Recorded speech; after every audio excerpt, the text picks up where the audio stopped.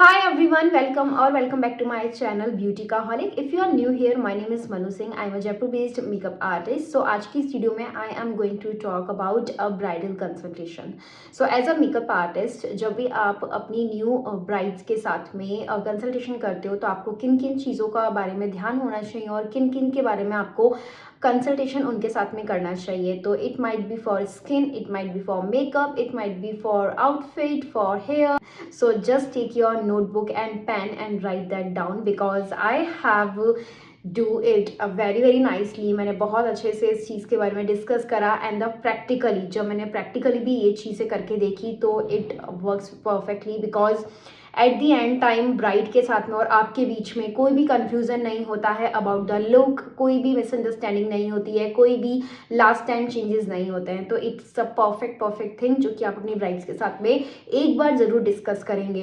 If that's a destination bride और a distance bride then you can do online consultation and if it's a local bride then you can do offline consultation. आप उनको अपने place पे ज़रूर बुलाइए या फिर शादी से पहले एक बार आपको मिलना है एज अ पर्सन आपको मिलना है. And online I mostly do on the video call.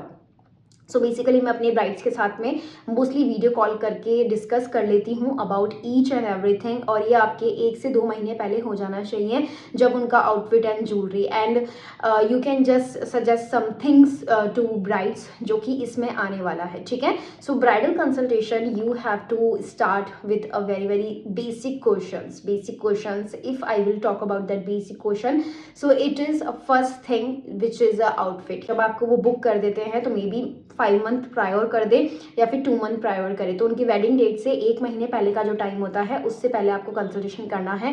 तब तक वो अपना लहंगा फाइनल कर चुके होते हैं फॉर श्योर. ज्वेलरी तो फिर भी चलो एंड टाइम पे आती है, कोई दिक्कत नहीं है. ज्वेलरी तो फिर भी 10 से 15 दिन पहले आती है, चलता है. लेकिन आउटफिट हमेशा पहले आ जाना चाहिए. ठीक है. इससे आपको आउटफिट आपको देखने को नहीं मिलेगा बट वाया पिक्चर आप उनसे बोले कि जब भी आप अपना आउटफिट लेंगे just take the picture of that lehenga because you should know about the colour, you should know about the detailing, you should know about the how the design of the lehenga is. ठीक है. Because आपको colour से काफ़ी चीज़ें idea लग जाती है because जो आपके आउटफिट का जो ब्राइड के लहंगे का जो कलर होगा उस according you are going to do the whole look. ठीक है. आउटफिट के बाद next I will be talk about the jewellery. So jewellery तो होती है वो ब्राइड के फेस शेप और हेयर स्टाइल के अकॉर्डिंग मैटर करनी चाहिए and the lehenga colour because if the lehenga colour is a cool tone like silver और light pink pastel then she can और white ivory then she can go with a diamond jewellery. She can go with a rose gold jewelry. If the lehenga is bright red, warm undertones, then she can go with the gold jewelries like gold undertones उसमें हो सकते हैं. Jewellery का colour क्या होना चाहिए, jewellery का shape size सब उनके फेस शेप के अकॉर्डिंग मैटर करता है. Then you can suggest the bride if she has a broader forehead तब आप ब्रॉडर फॉरहेड में माथा पट्टी उनको सजेस्ट कर सकते हो. शॉर्टर है शीश पट्टी आप कर सकते हो. और if she don't want nothing then you can suggest a tikka का साइज मैटर करता है.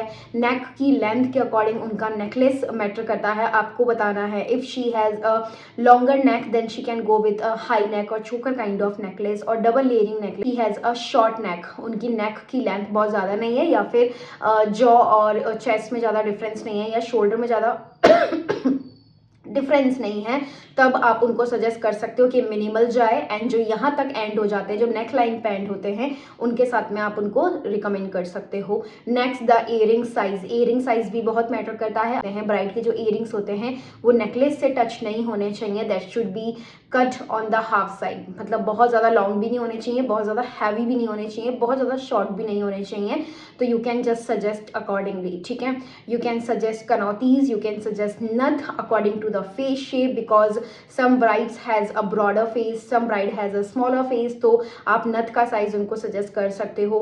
और whenever she is going for a shopping like jewelry shopping then उनको आइडिया रहता है कि एक एक चीज़ वो नोट डाउन करके रखती हैं कि उनको क्या क्या चीज़ लेनी है. तो उस अकॉर्डिंग कभी भी मिस्टेक नहीं होती है while doing jewelry shopping. ठीक है. तो आपको ज्वेलरी ज़रूर डिस्कस करनी है according to the outfit. Next thing which is a makeup and I know makeup is the thing जो कि ब्राइडल लुक में सबसे ज़्यादा मैटर करता है, because if the makeup is not good and outfit is good, jewellery is good, then she is not gonna look complete for sure. उनका look complete नहीं लगेगा अगर उनका मेकअप एंड हेयर अच्छा नहीं हुआ तो। First I will talk about the makeup. आपको उनसे पहले तो ये पूछना है, you want minimal makeup, you want heavy makeup, and if she has a very smooth base, she has a very flawless skin and no issue on the skin, then definitely you can go with the glowy bases and you can go with the subtle and minimal kind of base or look, ठीक है।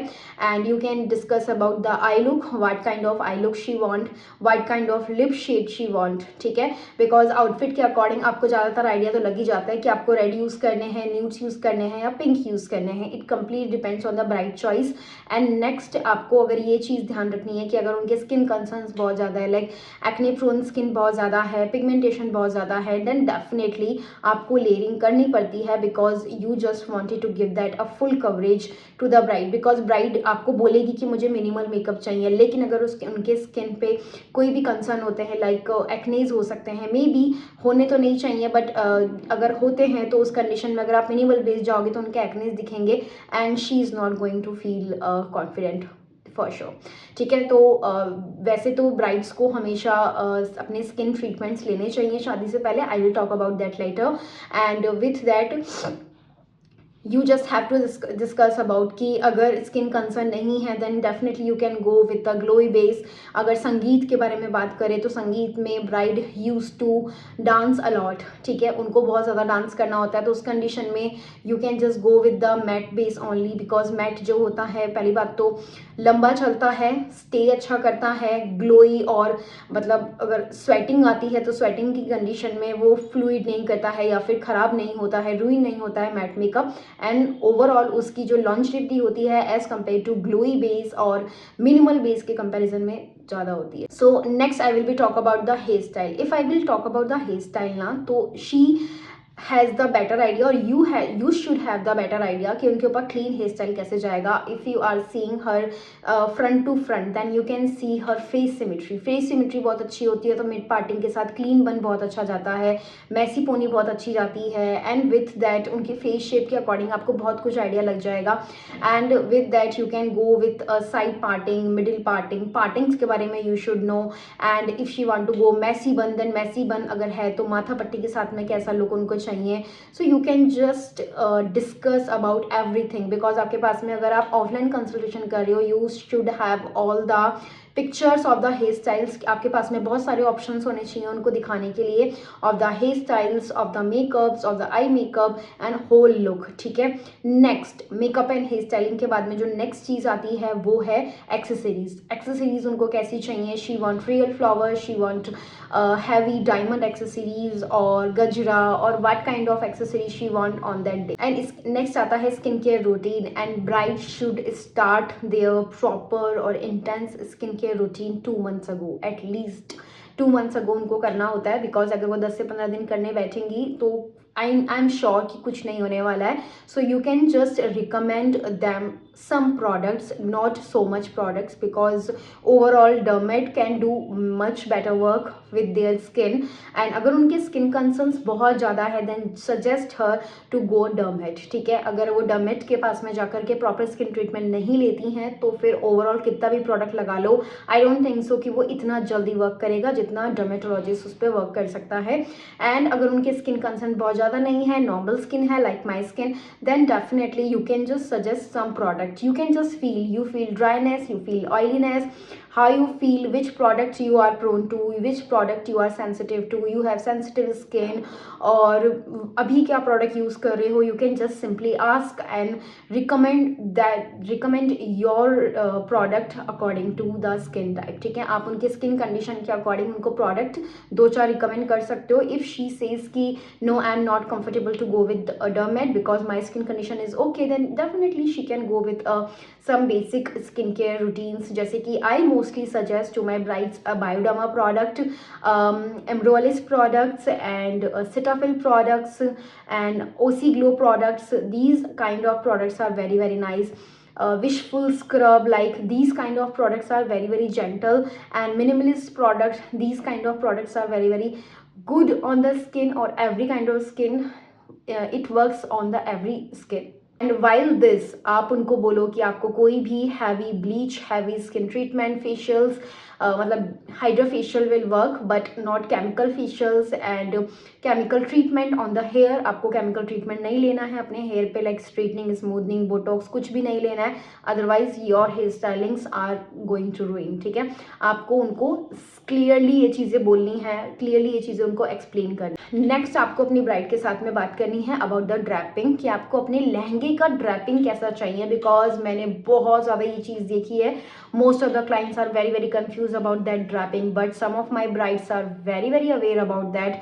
वो clear थी, मुझे ऐसी ही drape चाहिए and this is the best thing जो कि हो सकती है। तो डेफिनेटली आप इस चीज़ को उनको पहले ही कंसल्ट कर लो कि ओके यू वांट सीधा पल्ला, यू वांट उल्टा पल्ला, you want Gujarati style, you want Sabyasachi style, which kind of style you want.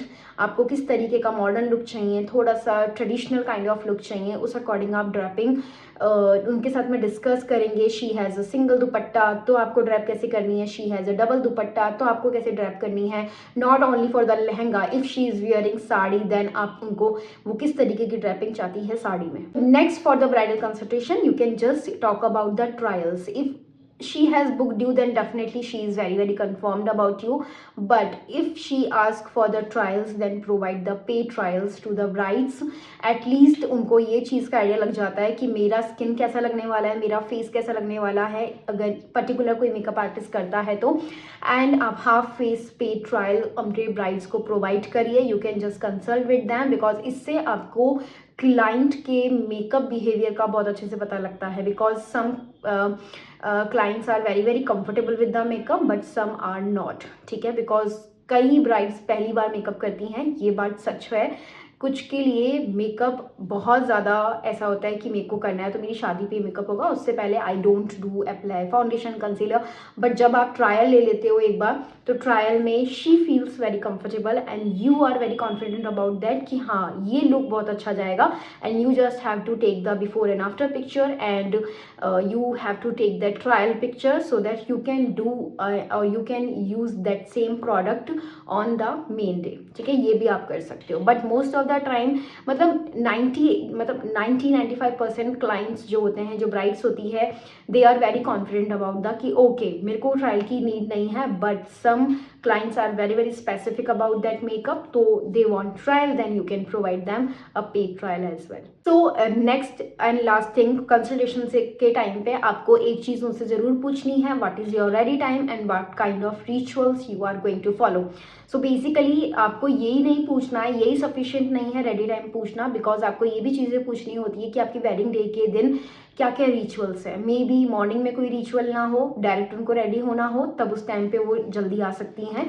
लेकिन मोस्ट ऑफ द टाइम जो होते हैं रिचुअल्स होते हैं, तो उनसे आपको पूछ लेना है कि वेडिंग डे के दिन आपका लास्ट रिचुअल कितने बजे खत्म होगा and what time you are going to come at the studio, और किस टाइम पे आप स्टार्ट करवाना चाह रहे हैं। Because at least you have to give for the easy process, for the calm process, you have to give at least 3 hour timeline to the bride. ठीक है, आपको उनको टाइमलाइन देनी है एटलीस्ट 3 आवर की, बिकॉज आई नो 1 घंटे makeup होता है, हेयर में टाइम लगता है, स्टाइलिंग में टाइम लगता है, ड्रैपिंग में टाइम लगता है, फोटो सेशंस, वीडियोस, फोटोज़ में टाइम लगता है। ठीक है, सो ये पूरा मिला करके 3 घंटे का टाइम होता है। तो उस टाइम पे उनका कॉलिंग टाइम क्या रहेगा प्लस उनका रेडी टाइम क्या रहेगा, you should know about that very very clearly. And आपको ब्राइड को क्लियरली ये चीज़ बोलनी है कि if you want to make your makeup process very easy then I just want कि रूम में कम से कम लोग हों। नाउ डेज ना brides are very very about that कि they want just enjoy the makeup process, they just don't want any interruptions. Because makeup process एक ऐसा होता है जब आप अपने वेडिंग डे के लिए रेडी हो रहे होते हो, that should not be chaotic. वो बहुत ज़्यादा मतलब हैक्टिक नहीं होना चाहिए, that should be very relaxing. तो ये आप अपने ब्राइडल कंसल्टेशन में अपनी ब्राइड्स के साथ में डिस्कस कर सकते हो, right, in that short time. Because आपके पास 2 या 3 घंटे होते हैं ब्राइड को रेडी करने के लिए, और उस शॉर्ट टाइम में you just can't decide that thing कि ओके ये करते हैं, ऐसा नहीं होता है, because you have to discuss so many thing about the look, ठीक है। ओके गाइज, तो होपफुली ये वीडियो आपके लिए काफ़ी ज़्यादा हेल्पफुल रही हो। So for my all the makeup artist out there, so hopefully this video was very helpful for you. And if you are a bride, yes, if you are a bride and watching my video, then hopefully ये video आपके लिए भी helpful obviously रही होगी, क्योंकि आपको idea लग जाएगा कि आपको किन किन चीज़ों पे वर्क करना चाहिए और किन चीज़ों पे ज़्यादा आपको टेंशन लेने की ज़रूरत नहीं है। Okay and guys, hopefully video आपके लिए काफ़ी ज़्यादा हेल्पफुल रही हो। वीडियो अच्छी लगी हो then don't forget to like this video, do subscribe to my channel if you want to watch more videos like this, ठीक है। एंड इंस्टाग्राम पे भी फॉलो करना बिल्कुल मत भूलिएगा, मैंने अपना इंस्टाग्राम हैंडल नीचे डिस्क्रिप्शन में दे रखा है, ठीक है। चलिए guys, bye bye, take care, see you in the next video.